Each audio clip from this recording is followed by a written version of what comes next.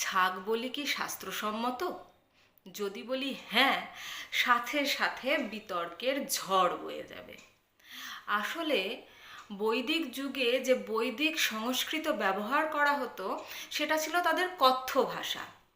আমরা সকলেই জানি ভাষার অর্থ পরিবর্তন হয়। পরিবর্তন হতে হতে কখনো অর্থের সংকোচন হয়ে যায়, কখনো অর্থের প্রসারণ ঘটে। আমাদের ভুলটা হয়ে যায় ঠিক এখানেই।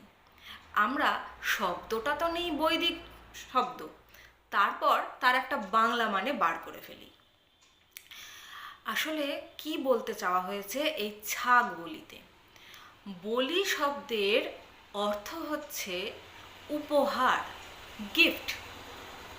কোনো মানুষকে বা কাউকে আমরা যখন গিফট দিই, উপহার দিই, তখন কি তা আমরা আর ফেরত নিই? তার কিছুই ফেরত নেই না, সম্পূর্ণভাবে তাকে দিয়ে দিই নিঃশর্তভাবে। ঈশ্বরকেও বলি দেওয়ার কথা বলা হয়েছে, অর্থাৎ ঈশ্বরকে উপহার দেওয়ার কথা বলা হয়েছে। কি উপহার? ছাগ। ছাগ মানে এই ছোট ছোট নাদুস নুদুস সুন্দর সুন্দর ছাগলগুলোর কথা বলা হয়নি।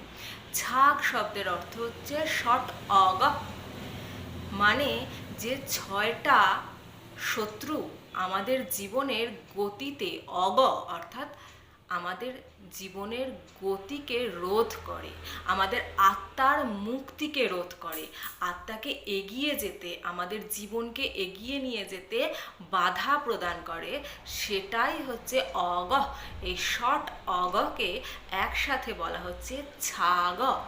কি এই ষট অগ?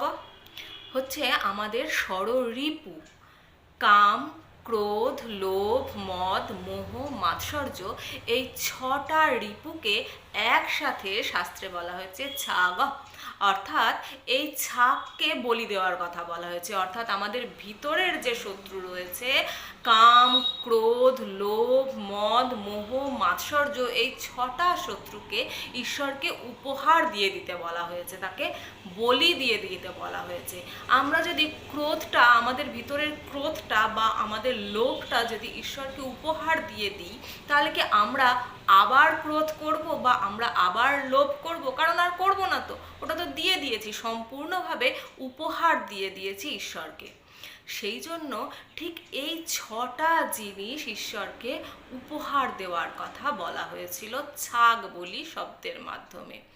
না হলে ঈশ্বর, যার কিনা সমস্ত সৃষ্টি তার, সমস্ত কিছুই তার মধ্যে রয়েছে, তার কী বা চাওয়ার থাকতে পারে আমাদের কাছে? তাকে কী বা দেওয়ার থাকতে পারে আমাদের? আমরা কতটুকুই বা দিতে পারি? যেটা দিতে পারি সেটা হচ্ছে আমাদের ভিতরের সমস্ত দোষ গুণ উজাড় করে তার কাছে দিতে পারি। ঈশ্বর চেয়েছেন আমাদের দোষগুলো তাকে দিয়ে দিই, শুধু গুণগুলো আমাদের কাছে রাখি। ঠিক যেমন আমাদের পিতামাতা চান সন্তানের সমস্ত দোষকে ঢেকে তার গুণটাকে বিশ্ব ব্রহ্মাণ্ডের সামনে নিয়ে আসতে, ঈশ্বরও আমাদেরকে সন্তান তুল্য মনে করে সেটিই চেয়েছেন, আমাদের দোষগুলো যেন তাকে আমরা দিয়ে দিই, শুধুমাত্র গুণগুলো নিয়ে আমরা যেন যে বিশ্বের শ্রেষ্ঠ জীব মানুষ তার মর্যাদাটা বজায় রাখতে পারি। তাহলে ছাগ বলি শাস্ত্রসম্মত, কিন্তু নিষ্পাপ ছাগলগুলোকে বলি দিয়ে তার মাংস খেতে কখনোই বলা হয়নি।